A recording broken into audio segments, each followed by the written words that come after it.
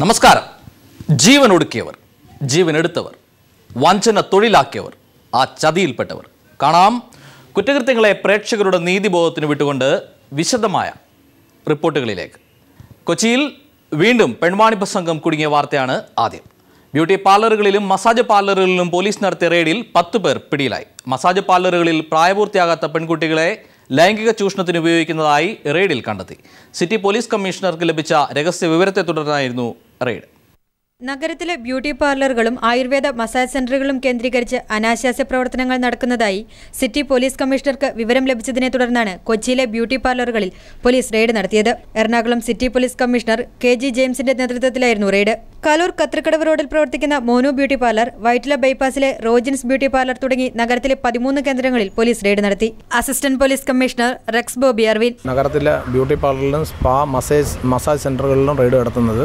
അതായത് ഈ സെൻറ്ററുകൾ പലപ്പോഴും ദുരുപയോഗം ചെയ്യുന്നതായിട്ട് ഈ ബ്യൂട്ടി പാർലറിൻ്റെയും മസാജിൻ്റെയും പേരിൽ ദുരുപയോഗം ചെയ്യുന്നതായിട്ട് അദ്ദേഹത്തിൻ്റെ ശ്രദ്ധ വന്നു. അങ്ങനെ കുറച്ച് ദിവസത്തെ നിരീക്ഷണത്തിന് ശേഷമാണ് ഇന്ന് ഇത് നടത്തുന്നത്. റെയ്ഡിൽ 10 പേർ പിടിയിലായി. മസാജ് പാർലറുകളിൽ പ്രായപൂർത്തിയാകാത്ത പെൺകുട്ടികളെയും ലൈംഗിക ചൂഷണത്തിന് ഉപയോഗിക്കുന്നതായി റെയ്ഡിൽ തെളിഞ്ഞു. കലൂർ കത്രിക്കടവ് റോഡിലെ പാർലറിൽ നിന്നും 17 വയസ്സായ പെൺകുട്ടിയെ പോലീസ് കസ്റ്റഡിയിലെടുത്തു. അന്യസംസ്ഥാനങ്ങളിൽ നിന്നുള്ള പെൺകുട്ടികളെയും ഇത്തരത്തിൽ ഉപയോഗിക്കുന്നതായി പോലീസിന് വിവരം ലഭിച്ചിട്ടുണ്ട്. News bureau, Kochi.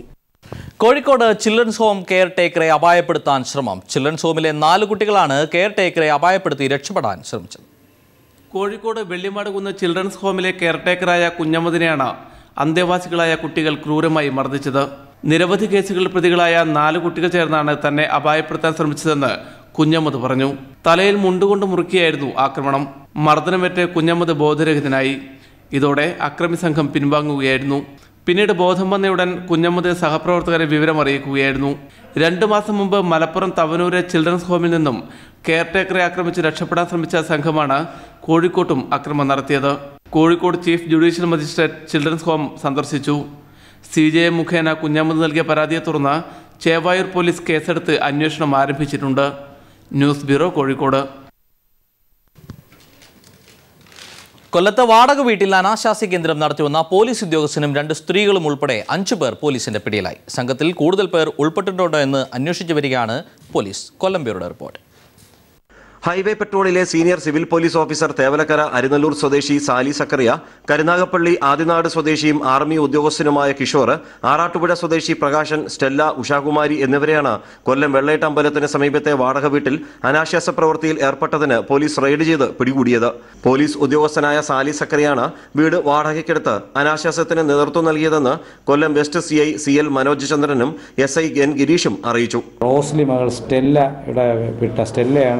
വാടകയ്ക്ക് താമസിച്ചതും അതും അയാളോടൊപ്പം ഉണ്ടായിരുന്ന ഒരു ഹൈവേ പെട്രോളിലെ ഒരു പോലീസ് ഉദ്യോഗസ്ഥനായ ഒരു സാലി സക്കറിയ, അവർ 2 പേരുമായിരുന്നു ആ വീട് വാടകയ്ക്ക് എടുത്തിരുന്നത്. അവരുടെ വീട്ടിൽ വെച്ചാണ് ഈ പെൺവാണിഭം എടുത്തിട്ടുള്ളത്. ഇതിൽ കൂടുതൽ പേർ ഇതുമായിട്ട് ബന്ധപ്പെട്ടിട്ടുണ്ടോ എന്ന് ഇവരുടെ മൊബൈൽസിൻ്റെ കാൾ ഡീറ്റെയിൽസ് പരിശോധിച്ച് കൂടുതൽ അന്വേഷണം ചെയ്തു. ഇവരുടെ ഓപ്പറേഷൻ സ്റ്റൈൽ എന്ന് പറയുന്നത് ഇവർ വാടകയ്ക്ക് എടുക്കുകയും എന്നിട്ട് കസ്റ്റമേഴ്സിനെ വിളിച്ചു വരുത്തി, ഈ പെൺകുട്ടി ഉൾപ്പെടെ കസ്റ്റമേഴ്സിനെ വിളിച്ചു വരുത്തി അവർക്ക് കൊടുക്കുക എന്നുള്ളതാണ് ഇവരുടെ ഓപ്പറേഷൻ സ്റ്റൈൽ. ഫോൺ വഴി വിളിച്ചു വരുത്തി എന്നാണ് ഇവരിപ്പം ചോദ്യം ചെയ്യലിൽ പറയുന്നത്. കൂടുതൽ ഇനി അത് നെറ്റ് വഴി ഓപ്പറേഷൻ ഉണ്ടോ എന്നുള്ളതിനെ സംബന്ധിച്ച് കൂടുതൽ അന്വേഷണം നടത്തും. പിടിയിലായവരുടെ മൊബൈൽ ഫോൺ കേന്ദ്രീകരിച്ച് അന്വേഷണം നടത്തുമെന്നും പോലീസ് അറിയിച്ചു.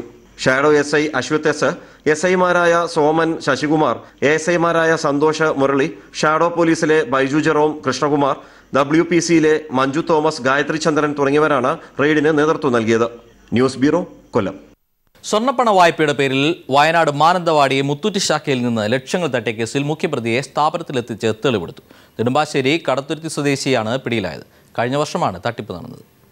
കഴിഞ്ഞ ജൂൺ 12-നാണ് ദാനവൻ മാനന്തവാടി കോഴിക്കോട് റോഡിലെ മുത്തൂറ്റ് ശാഖയിൽ നിന്നും 14 ലക്ഷത്തോളം രൂപ തട്ടിയെടുത്തത്. കേസിലെ 1-ാം പ്രതിയായ ഇയാൾ കഴിഞ്ഞ 18-നാണ് കോടതിയിൽ കീഴടങ്ങിയത്. പ്രതിയെ രക്ഷിക്കാൻ പോലീസ് ശ്രമിക്കുന്നു എന്നാരോപിച്ച് ഈ കേസിൽ നേരത്തെ തന്നെ വിവാദങ്ങൾ ഉയർന്നിരുന്നു. ഇയാളുടെ കസ്റ്റഡി കാലാവധി കഴിയുന്ന ദിവസമാണ് തെളിവെടുപ്പിനായി എത്തിച്ചത്. ഇതിനിടെ പ്രതിയുടെ ദൃശ്യം പകർത്താൻ ശ്രമിച്ച പ്രാദേശിക ചാനൽ റിപ്പോർട്ടർ സുരേഷ് തലപ്പുഴയെ ASI തടഞ്ഞതും അപമര്യാദയായി പെരുമാറിയതും ബഹളത്തിനിടയാക്കി. ദാനവനെ വിലങ്ങ് വെക്കാതെയാണ് തെളിവെടുപ്പിനായി കൊണ്ടുവന്നത്.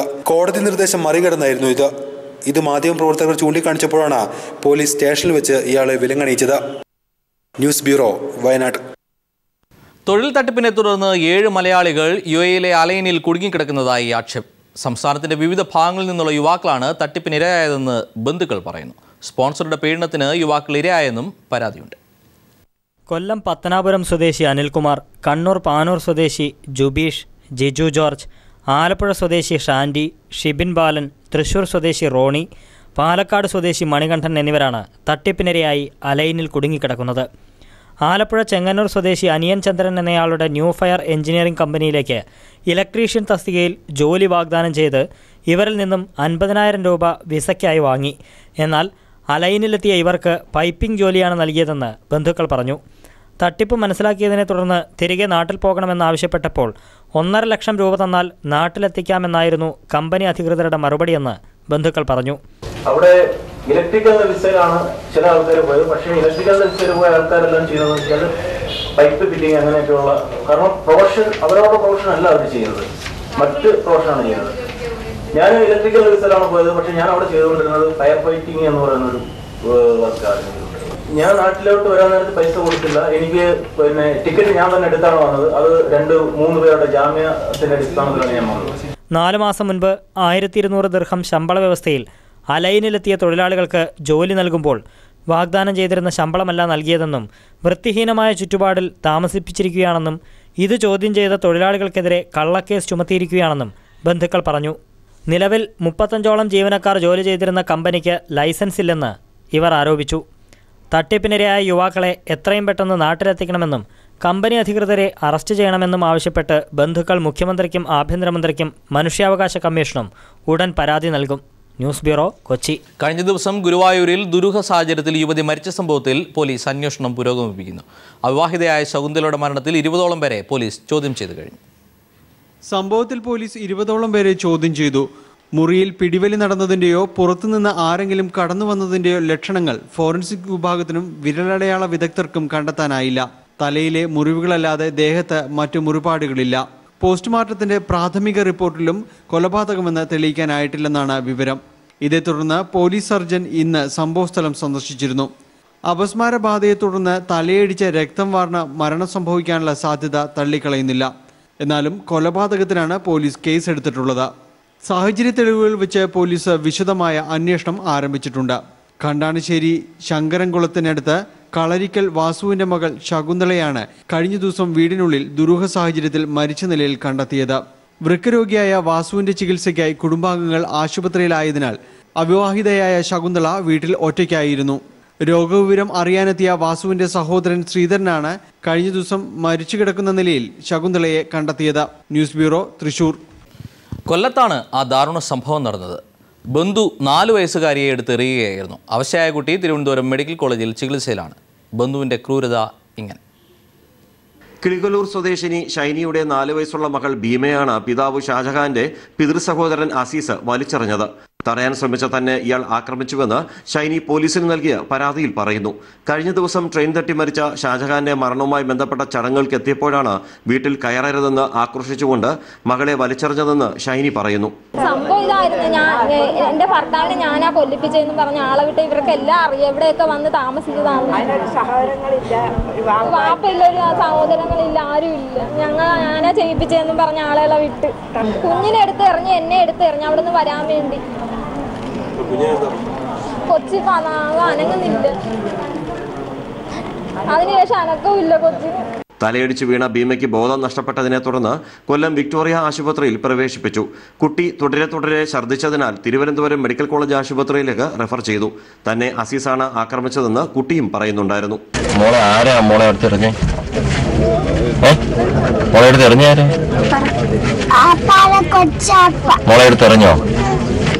മദ്യത്തിനും കഞ്ചാവിനും അടിമയായിരുന്നു മരിച്ച ഷാജഹാനെന്ന് ഷൈനി പോലീസിന് മൊഴി നൽകി. പോലീസ് കേസെടുത്ത് അന്വേഷണം ആരംഭിച്ചു. ന്യൂസ് ബ്യൂറോ, കൊല്ലം. ദില്ലിയിലെ മൃഗശാലയിൽ കടുവയുടെ കടിയേറ്റ് യുവാവ് മരിക്കാനിടയായ സംഭവത്തിൽ പോലീസ് അന്വേഷണം ആരംഭിച്ചു. കടുവയുടെ കൂട്ടിൽ വീണ യുവാവിനെ 15 മിനിറ്റ് സമയം ലഭിച്ചിട്ടും അധികൃതർക്ക് രക്ഷിക്കാൻ സാധിക്കാതിരുന്നതിൽ പ്രതിഷേധം വ്യാപകമായിട്ടുണ്ട്. ഈ ദൃശ്യങ്ങൾ കാണുക. മുന്നിൽ നിൽക്കുന്ന കടുവയോട് മക്സൂദ് ജീവന് വേണ്ടി കൈകൂപ്പി യാചിക്കുകയാണ്. യുവാവിനെ ആക്രമിക്കാതെ തലോടുന്ന കടുവയാണ് ദൃശ്യത്തിൽ. കടുവയുടെ മുന്നിൽ കൈകൂപ്പി നിൽക്കുന്ന യുവാവിനെ രക്ഷിക്കാൻ ചിലർ കമ്പും വടിയുമെറിഞ്ഞ് കടുവയെ പ്രകോപിപ്പിക്കുകയായിരുന്നു. പ്രകോപിതനായ കടുവ പെട്ടെന്ന് യുവാവിന്റെ കഴുത്തിൽ കടിച്ചെടുത്തു കൊണ്ടോടി. ജീവനുള്ളതിനെ കടുവ തിന്നാറില്ല. ചുറ്റും കൂടി നിന്നവർ കടുവയെ ആക്രമിച്ചപ്പോൾ തന്റെ മുന്നിലിരിക്കുന്ന യുവാവും ആക്രമിക്കാൻ വന്നതാണെന്ന് കരുതിയാണ് കടുവ യുവാവിനെ ആക്രമിച്ചത്. ഇത്തരം സന്ദർഭത്തിൽ പരിശീലനം സിദ്ധിച്ച ഒരാളുണ്ടായിരുന്നെങ്കിൽ ഈ യുവാവിനെ രക്ഷിക്കാമായിരുന്നു. ടൂറിസ്റ്റുകളുടെ സുരക്ഷയ്ക്ക് വേണ്ടി കടുവയെ പരിപാലിക്കുന്നവർക്ക് നൽകിയിരിക്കുന്നത് വെറും മരവടി മാത്രമാണ്. കയറോ മറ്റു തുണിയോ ഇട്ടുകൊടുത്ത് കടുവയുടെ കൂട്ടിൽ വീണയാളെ രക്ഷിക്കാം. കമ്പ്, ഇരുമ്പ് വടി എന്നിവ ഉപയോഗിച്ചാൽ ആക്രമിക്കാൻ ശ്രമിക്കുകയാണെന്ന് കടുവ തെറ്റിദ്ധരിക്കും. അതുതന്നെയാണ് ഇവിടെയും സംഭവിച്ചത്. ജീവിതത്തിനും മരണത്തിനുമിടയിൽ 15 മിനിറ്റ് ലഭിച്ചിട്ടും യുവാവിനെ രക്ഷിക്കാൻ സാധിക്കാത്ത മൃഗശാല അധികൃതർക്ക് ഈ മരണത്തിൽ നിന്നും ഒഴിഞ്ഞുമാറാൻ സാധിക്കില്ല. കല്ലെറിഞ്ഞ് കടുവയെ പ്രകോപിപ്പിക്കുകയും ഒരു യുവാവിന്റെ മരണവെപ്രാളം മൊബൈലിൽ പകർത്തുകയും ചെയ്ത സന്ദർശകർക്കുമുണ്ട് ഈ ദുരന്തത്തിൽ പങ്ക്. വിജേഷ് നടുവിൽ, news bureau, Delhi. Medical seat വാഗ്ദാനം ചെയ്ത് ലക്ഷങ്ങൾ തട്ടിയെടുത്തെന്ന് പരാതി. വയനാട് മേപ്പാടി കുന്നമ്പറ്റ സ്വദേശിയായ ഷാജിയാണ് മംഗലാപുരം കേന്ദ്രീകരിച്ച് നടക്കുന്ന തട്ടിപ്പിനിരയായത്. വയനാട് ബ്യൂറോയുടെ റിപ്പോർട്ട്. 2013 ഓഗസ്റ്റിൽ കുന്നമ്പറ്റ സ്വദേശി ചാക്കനാടത്ത് ഷാജിയിൽ നിന്നാണ് എഡ്യൂക്കേഷൻ കൺസൾട്ടൻസി പണം തട്ടിയെടുത്തതായി ആരോപണം. മകന് മെഡിക്കൽ സീറ്റ് വാഗ്ദാനം ചെയ്തായിരുന്നു 35 ലക്ഷത്തോളം രൂപ മാസ്റ്റർ എഡ്യൂക്കേഷൻ കൺസൾട്ടൻസി ഷാജിയിൽ നിന്ന് വാങ്ങിയത്. ബംഗളൂരു വൈദേഹി മെഡിക്കൽ കോളേജിലായിരുന്നു സീറ്റ് തരപ്പെടുത്തുമെന്ന് വാഗ്ദാനം നൽകിയത്. എന്നാൽ നിശ്ചിത സമയം കഴിഞ്ഞിട്ടും സീറ്റ് ലഭിക്കാതായതോടെ നടത്തിയ അന്വേഷണത്തിലാണ് തട്ടിപ്പ് വ്യക്തമായത്. തുടർന്ന് 19 ലക്ഷം രൂപ കൺസൾട്ടൻസി തിരിച്ചു നൽകിയെങ്കിലും ബാക്കി തുക നൽകാൻ തയ്യാറായിട്ടില്ല. ഇതന്വേഷിക്കുമ്പോൾ കൺസൾട്ടിംഗ് ഏജൻസി ഭീഷണിപ്പെടുത്തുകയാണെന്നും വധഭീഷണി മുഴക്കുകയാണെന്നും ഷാജി ആരോപിക്കുന്നു. വയനാട്ടിലും മറ്റു ജില്ലകളിലും ഈ ഏജൻസി തട്ടിപ്പ് നടത്തുന്നതായും ആരോപണമുണ്ട്. News bureau, Wayanad. വാഹന പരിശോധനയ്ക്കിടെ 10 വയസ്സുകാരിയെയും പോലീസ് കസ്റ്റഡിയിലെടുത്തതിൽ മനംനൊന്ത് പിതാവ് ആത്മഹത്യയ്ക്ക് ശ്രമിച്ചു. ആലപ്പുഴയിലാണ് സംഭവം. അച്ഛനും മകൾക്കും മണിക്കൂറുകളോളം സ്റ്റേഷനിൽ കഴിയേണ്ടി വന്നതായും ആക്ഷേപമുണ്ട്.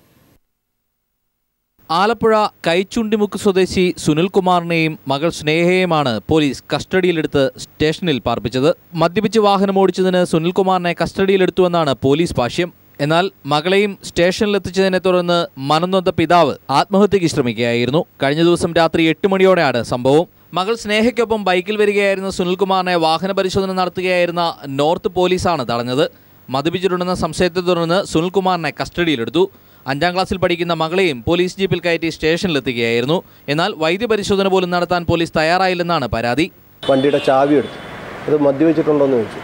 ഞാൻ പറഞ്ഞില്ല സാർ, മദ്യപിച്ചിട്ടില്ല, ഞങ്ങളിങ്ങനെ ബന്ധു വീട്ടിൽ പോയിട്ട് വരുവാണ് കാര്യങ്ങൾ പറഞ്ഞു. പറഞ്ഞതല്ല, നീ ഒന്ന് ഊതിക്കെന്ന് പറഞ്ഞു. ഞാൻ പറഞ്ഞു സാർ, ആ മെഷീൻ എടുത്ത് ഞാൻ ഊതി തരാമെന്ന് പറഞ്ഞു. അപ്പോൾ മെഷീനൊക്കെ അത് സ്റ്റേഷൻ ചെന്നിട്ട് ഞാൻ ചെയ്തോളാം, നീ ഇപ്പോൾ ഒന്ന് ചുമ്മാ ഒന്ന് ഊതാൻ പറഞ്ഞു. അങ്ങനെ ഞാൻ ഇങ്ങനെ വായുവിൽ ഊതി കാണിച്ചു. ഊതി കാണിച്ചു കഴിഞ്ഞാൽ എന്നെ പറഞ്ഞു, നീ വണ്ടിയിലോട്ട് കയറുന്നു പറഞ്ഞു. ഞാൻ പറഞ്ഞു സാറേ എന്തിനാ, ഞാൻ മദ്യപിച്ചിട്ടില്ലല്ലോ. ഞങ്ങൾ പാതിരാപ്പള്ളി ബന്ധു വീട്ടിൽ പോയിട്ട് തിരിച്ചു വരുമ്പം പൂന്തോപ്പിൻ്റെ അവിടെ വഴി കയറിയപ്പോൾ തന്നെ പോലീസ് ഇരിക്കുകയാണ്. അയാൾ അച്ഛൻ കള്ള് കുടിച്ചിട്ടില്ലായിരുന്നു.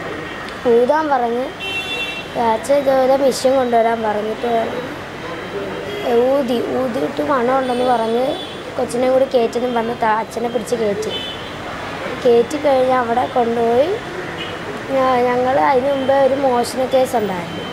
ആ കേസിൻ്റെ കാര്യം ഇതിലായിട്ട് നടന്നില്ലെന്ന് ചോദിച്ചപ്പോൾ സാറ് പറഞ്ഞ് വലിയ കേസുകളുള്ളപ്പോഴാണ് നിങ്ങളുടെ ഇത് നോക്കുന്നതെന്നൊക്കെ ചോദിച്ചുകൊണ്ട് അച്ഛനെ കുറേ വഴക്കൊക്കെ പറഞ്ഞു. കഴിഞ്ഞ് അവിടെ ചെന്നിട്ട് അച്ഛനെ തള്ളിയിടുകയൊക്കെ ചെയ്തു എന്ന് പറഞ്ഞുകൊണ്ട് എന്നെ റൂമിൽ കയറ്റിയിരുത്തി. അത് കഴിഞ്ഞ് അച്ഛൻ എൻ്റെ വലിയച്ഛനും ഒരു മാമനും കൂടി വന്ന് ജാമ്യത്തിലിറക്കി. വീട്ടിൽ ചെന്നിട്ടാണ് ചെയ്യുന്നത്. പിന്നീട് ജാമ്യക്കാരെത്തിയ ശേഷമാണ് സുനിലിനെയും കുട്ടിയെയും വിട്ടയച്ചത്. തിരികെ വീട്ടിലെത്തിയതിനു ശേഷമാണ് സുനിൽകുമാർ ആത്മഹത്യയ്ക്ക് ശ്രമിച്ചത്. മദ്യപിച്ചതിന്റെ പേരിലാണ് സുനിൽകുമാറിനെ കസ്റ്റഡിയിലെടുത്തതെന്നും കുട്ടിയെ പിതാവിനൊപ്പം വിട്ടിരുന്നെങ്കിൽ അപകടമുണ്ടാകാൻ സാധ്യതയുണ്ടായിരുന്നുവെന്നും Alappuzha north CI D Mohandas പറഞ്ഞു. News bureau, Alappuzha.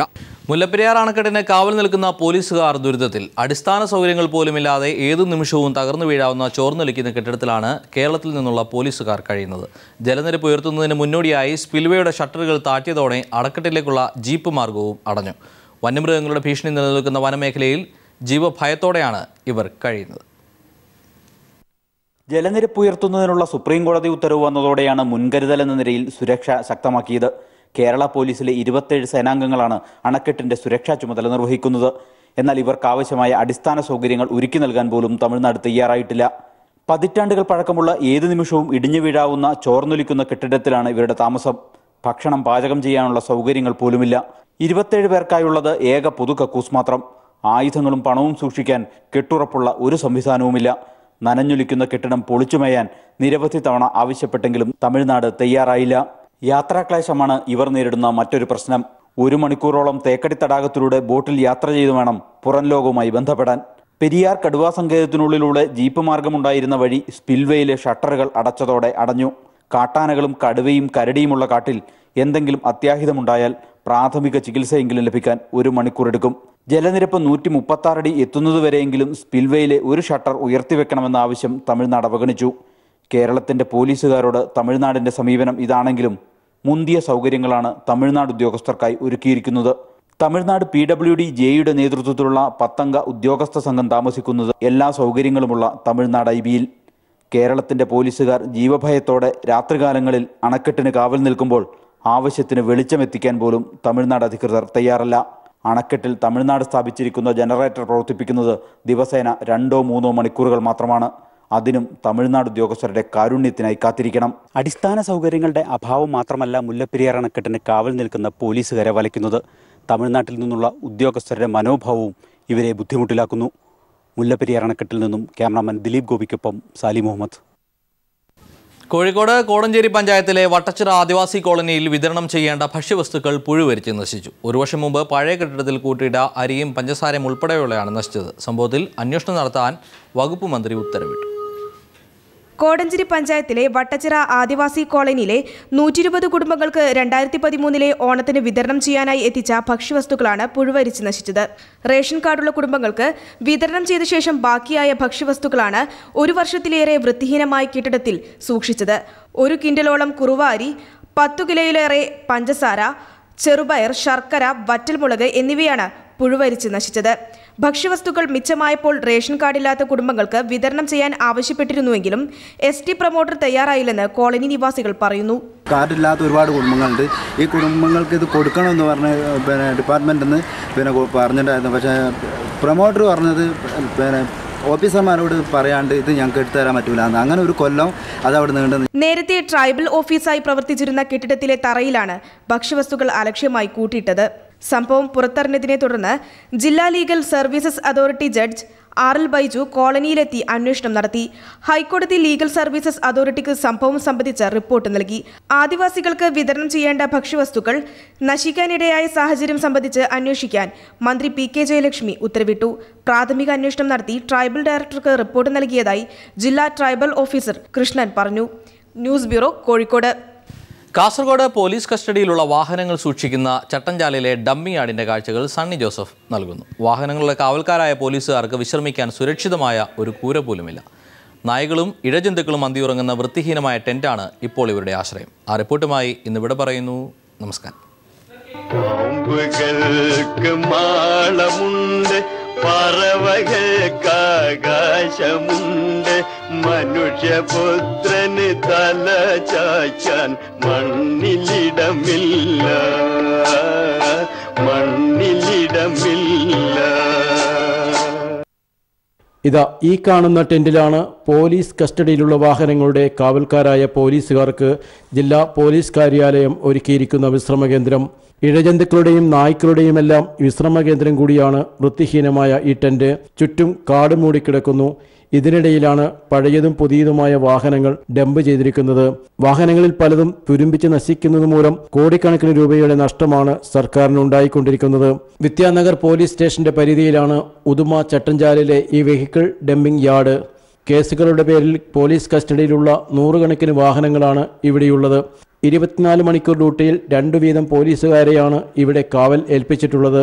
എന്നാൽ ഇവർക്ക് വിശ്രമിക്കാനോ പ്രാഥമിക ആവശ്യങ്ങൾ നിർവഹിക്കുന്നതിനോ അടിസ്ഥാന സൗകര്യങ്ങൾ ഏർപ്പെടുത്തിയിട്ടില്ല. മനുഷ്യത്വരഹിതമായ സമീപനമാണ് ഈ കാവൽക്കാരോട് പോലീസ് മേധാവികൾ കാണിക്കുന്നത്. ക്യാമറാമാൻ ഷൈജു പിലാത്രയ്ക്കൊപ്പം സണ്ണി ജോസഫ്, ന്യൂസ് ബ്യൂറോ, കാസർഗോഡ്.